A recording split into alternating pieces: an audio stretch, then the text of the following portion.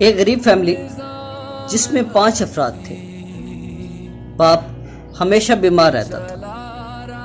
आखिरकार एक दिन बीमार बाप मर गया तो 3 दिन तक पड़ोसियों ने खाना भेजा।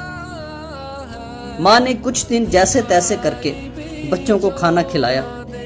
उसके बाद फिर फाके पड़ने शुरू हो गए, जिसकी वजह से 8 साल का बेटा बीमार पड़ गया।